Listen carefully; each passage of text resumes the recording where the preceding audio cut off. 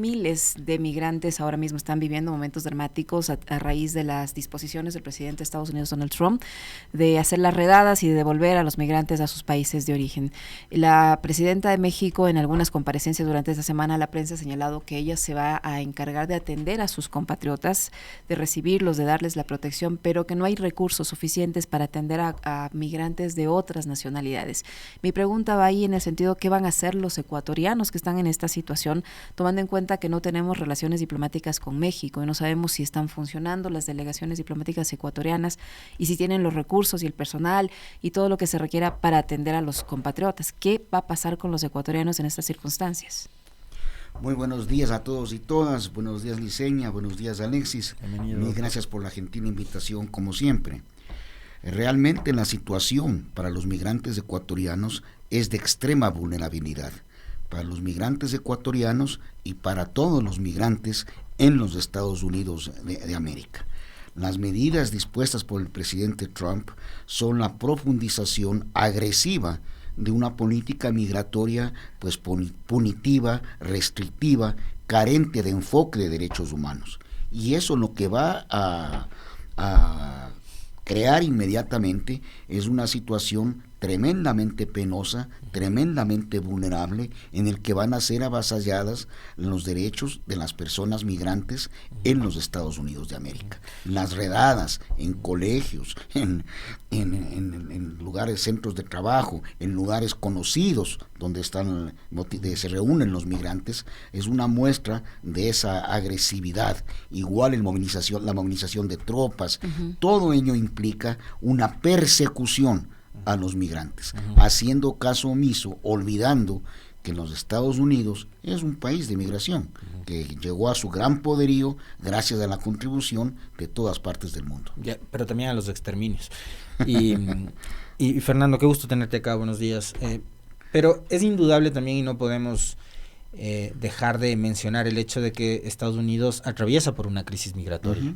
Es decir, hay miles de gentes que permanentemente, todos los días, de diferentes nacionalidades además, intentan ingresar a los Estados Unidos, y la economía de ellos, la situación de ellos también tiende a complicarse. Entonces algún tipo de solución tienes que darle tú al flujo migratorio que recibes. Entonces, ¿qué otra cosa se podría hacer más allá de, digamos, en esto sí, por supuesto, no podría coincidir nunca con estas políticas absolutamente inhumanas, ¿no? De deportarlos, de detenerlos, de estas redadas como si estuvieran cazando animales en la selva, cosas por el estilo, pero ¿qué otra cosa se podría hacer como para poner orden en la política migratoria? Además, considerando una cosa, Trump, de los últimos 3 presidentes, es el que menos deportaciones hizo. Más deportaciones tuvieron los demócratas.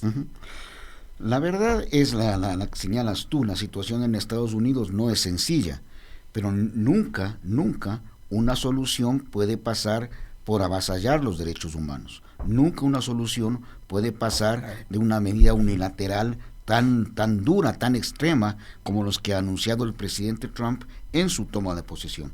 Esto no quiere decir, desde luego, que otros presidentes no hayan tenido medidas extremas y medidas igualmente criticables, y han sido motivo de crítica, pero en gran parte depende de la actitud que tengan los gobiernos latinoamericanos, los gobiernos de los cuales son originarios las víctimas de esta situación.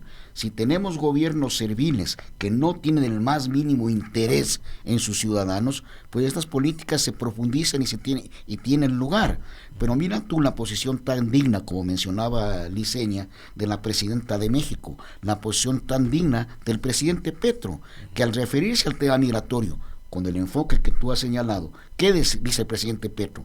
Para evitar una ola migratoria del sur hacia el norte, tiene que haber condiciones de equidad mejores para todos, tiene que haber un mundo pues más justo, más equitativo, donde no haya imposición, donde no haya explotación, donde no haya intervencionismo, donde hay una conjunción de intereses para sacar al mundo adelante todos, donde no puede haber negacionismo del cambio climático, donde no puede haber proteccionismo en el comercio exterior, que son las medidas que anuncia el presidente Trump también en su discurso. Si el discurso del presidente Trump es una mezcla, como decía yo en un tuit, de la doctrina Monroe, el gran garrote y el destino manifiesto. Decía, aquí estamos nosotros quiere decir nuestro grupo, para manejar el mundo.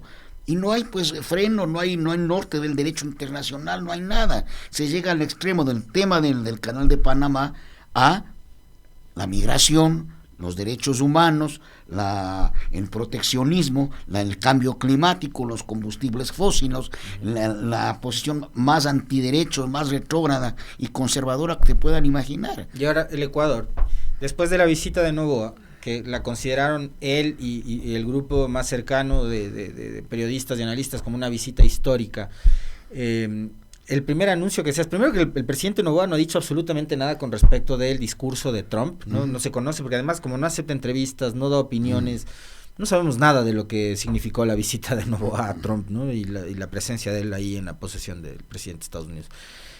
Pero no ha dicho nada con respecto de, por ejemplo, este tema y lo que va a hacer el Ecuador con nuestros migrantes, por un lado. Y por otro, el anuncio que hace es de un convenio para digitalizar o modernizar cosas que además acá no las pueden hacer bien, como entregar un pasaporte o una cédula, y ahora resulta que les vamos a entregar toda la base de datos a Google y a otro par de empresas. Todo ello es risible y es parte de la ligereza con la que ciertos sectores de la prensa hegemónica han manejado la política internacional todos estos años, y lo han manejado sobre la base de un criterio de odio, de apoyo irrestricto a gobiernos totalmente entreguistas que no han tenido un norte en la política internacional y menos aún que han cumplido los mandatos de la Constitución.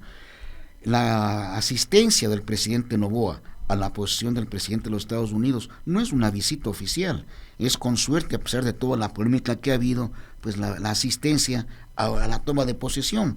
Pero si hubiera tenido entrevistas con el presidente Trump, hubiera tenido una agenda real, pues los propios medios lo hubieran difundido. Y tú has visto los comunicados de prensa, lo que hay de asistencia a la juramentación, asistencia al baile y una entrevista con alguien del BID. Pero hay una foto de Sommerfield, la canciller de Ecuador, con su similar, el secretario de Estado, fiesta, Marco Rubio. En la fiesta. Algo habrán conversado. ¿Cómo estás? ¿Qué puede conversar con la señora Sommerfield, Marco Rubio? Viene acá de regreso al Ecuador y ella se hace declaraciones en algún medio. ¿Y qué es lo que dice? Luego de semejante discurso que merece pues la reflexión del mundo entero. Así es. Aquí, que somos un país directamente perjudicado por las políticas en todo sentido, la señora Sommerfield lo que dice es que hay una comunión de ideales con el presidente Trump, con la visión de los Estados Unidos. Pero ¿acaso el Ecuador tiene la misma realidad que los Estados Unidos? ¿Acaso el Ecuador tiene una comunión de ideales en el tema migratorio, en el tema proteccionista? Y ponen como el centro de la atención que se pueden mejorar las relaciones comerciales, que vamos a ver un medio en el que nuestros productos accedan de mejor manera, cuando el discurso oficial es hacer tabla rasa de todo lo que ha sido el paradigma del libre comercio.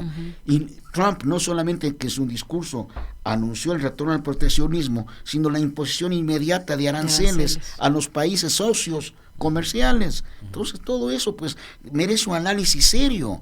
No, pero aquí hay un coro de fachos y un coro de gente sin el más mínimo criterio que hacen un daño inmenso al análisis de la visión del país, a la realidad del país y a las políticas que debe ejecutar el gobierno.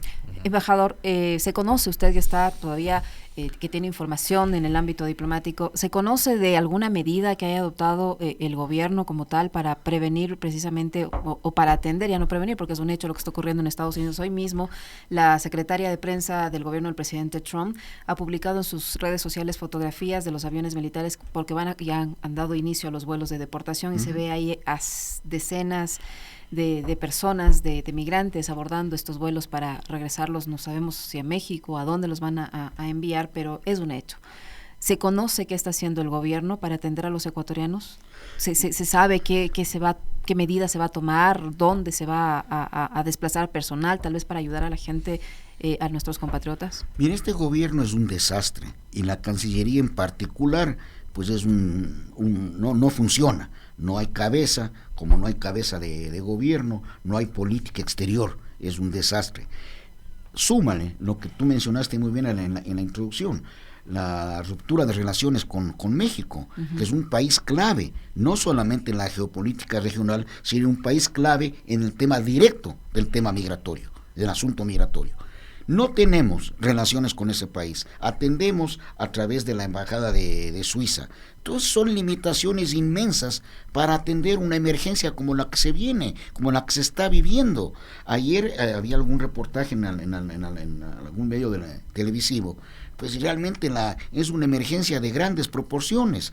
Las deportaciones, no solamente que han sido intensas todos estos últimos años, 2 vuelos a la semana es el promedio que hay con migrantes deportados. Hoy, con la intervención directa de la Fuerza Armada de los Estados Unidos, eso va a ser un monto mucho más intenso, y en condiciones pues no precisamente ordenadas. Habrá ruptura familiar, habrá todo lo que implica, y en el análisis más grande, una fractura social inmensa es la que se produce. Y yo creo que el Ecuador no tiene ni siquiera conciencia de la gravedad de este tema, porque lo que menos le importa es la gente. Lo que le importa ver es si se puede salvar algún arancel por ahí para seguir vendiendo. ¿Vendiendo quiénes? Los que venden productos en los Estados Unidos. Pero no les importa la suerte de sus compatriotas. Si les importara, pues este fuera el primer tema de agenda con los Estados Unidos, y sería un tema de denuncia pública si hubiera, pues, ya que asistió como entre los amigos del presidente Trump, y qué amigos, ¿no? Qué grupo de amigos con una tendencia ideológica clarísima, que no corresponde, no se compadece con la realidad de la región, pues si hubiera denunciado ahí mismo la inconformidad con lo que se vive. El Ecuador ha escrito páginas de dignidad en su política internacional, y no solamente con gobiernos progresistas, con gobiernos también de derecha, también con giros entreguistas, también con giros cercanos a Estados Unidos, pero han escrito páginas de dignidad, han sabido defender su interés y a su gente. Ningún consulado, o sea, nada está funcionando abierto como para que puedan atender a los ecuatorianos en México por la ruptura de las relaciones. ¿Qué debería hacer el gobierno inmediatamente con el gobierno mexicano? Bueno, la situación es muy sensible, pues lo que ocurrió es un acto de barbarie. El asalto a la Embajada de México no es un tema sencillo que se puede solucionar, como dijo el presidente Noboa en una de sus poquísimas declaraciones, tal vez con un ceviche y unos tacos. Eso es una muestra de la ligereza, de la falta de conciencia de lo actuado y de la falta de conciencia de la gravedad de lo que aconteció. Y de la inexperiencia también, ¿no? Sí, de la improvisación, sí, de la inexperiencia. Pero verás, si tú eres un jefe de Estado inexperto, no nombras canciller a alguien más inexperto que tú, pues. Pero es no. que tenemos la canciller que tenemos porque tenemos el presidente que tenemos. Exactamente, entonces tenemos un círculo vicioso que tenemos, pues, incompetentes, ineptos, inmaduros, inconscientes, manejando la cosa pública, manejando el Estado, y esto es una cosa que no se da solamente en este gobierno. Con Lazo, pues pasó algo claro, muy similar, pero alguien pensaba después de Lazo no puede haber peor, y lo que tenemos, creo yo, es todavía peor, es aún más concentrada, más profundizada en la debacle nacional, ¿no? Embajador, el país ha sido titular de varios medios internacionales por cómo miran al Ecuador y a las decisiones que ha tomado el presidente de la República respecto al desarrollo de esta campaña electoral. ¿Cómo se comenta en el exterior la situación del Ecuador? ¿Hay preocupación el hecho de que el presidente sea presidente y candidato, que no haya tomado la licencia que establece el Código de la Democracia, que haga lo que considere beneficioso para él con la Constitución? ¿Es visto afuera? ¿Genera preocupación o no?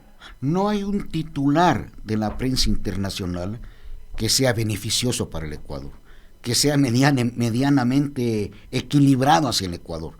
Todos son de absoluta crítica, en muchos casos burlesca, en muchos casos pues de pena, de lástima por el deterioro que vive el país, no solamente por la barbaridad de una campaña electoral tan irregular, con cancha inclinada, con autoridades que no se pronuncian, con 3 vicepresidentas en una semana, con todo ello, con el gasto electoral, pues con la campaña abierta, con recursos públicos. Todo ello es una parte de la imagen tremendamente nociva que tiene el Ecuador. Pero suman el caso de los 4 niños de Guayaquil, suman el deterioro en la seguridad, el deterioro en el decrecimiento económico. Las cifras del Ecuador pues son realmente espantosas, son de pena, y lo que hacen es reflejar el deterioro inmenso que hay en el país, con una crisis multidimensional que afecta a todos los ecuatorianos, menos a un grupúsculo y a un coro de fachos que hacen el juego a un gobierno por puro odio. No hay un reconocimiento mínimo de la situación, pero la imagen internacional nuestra es de llorar, es de pena, es totalmente contrario a lo que ha sido en otras épocas. Si tomemos en cuenta lo que pasó con la cumbre iberoamericana, pues es el ejemplo más claro del repudio que siente la región por este gobierno violador del derecho internacional, por este gobierno violador de su propia constitución, por este gobierno con tantos y tantos defectos que tiene al Ecuador sumido en esta crisis tan grave. Muy bien, muchísimas gracias, embajador. Yo tengo una inquietud más, doctor, respecto a estos señalamientos que ha hecho el Comité de la Organización de Naciones Unidas respecto al Comité de Derechos de los Niños, la CIDH por el caso de los niños de las Malvinas, también las observaciones que hacen por el tema del embarazo en los adolescentes. ¿Qué va a pasar una vez que estos organismos internacionales tienen en la mira al Ecuador? El Ecuador tiene que pasar un examen o tiene que ser examinado, digámoslo así. No sé si va o no va a pasar el examen, pero ¿cómo puede repercutir este tipo de señalamientos de organismos internacionales hacia el Estado ecuatoriano por el tema de los derechos humanos, por el tema de cómo se está no atendiendo esta problemática del embarazo en los adolescentes y sobre todo lo de los chicos de las Malvinas?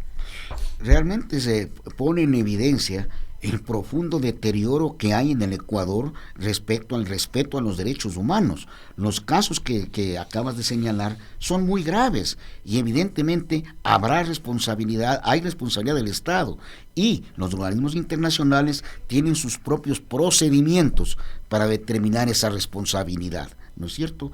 Y el Estado tendrá que acatar aquello que dispongan los organismos internacionales. También tiene un gran peso moral, un gran significado para los casos que se están tratando acá en el Ecuador y en las cortes todavía nacionales. En el caso de los 4 niños de las Malvinas, que se ve la apelación en estos días que presentó increíblemente el Ministerio de Defensa, el pronunciamiento de los comités de Naciones Unidas tienen un peso inmenso, tienen un significado pues muy, muy profundo respecto de la responsabilidad del Estado en la desaparición forzada de 4 niños, que no puede ser. Y 4 niños que no solamente son secuestrados, son asesinados y luego incinerados, es decir, en un cúmulo de crímenes de lesa humanidad que no pueden ser pasados por alto. La situación del Ecuador es muy grave. El deterioro que hay no son casos aislados, esto es la consecuencia de una política pues de conflicto armado interno contra la propia población.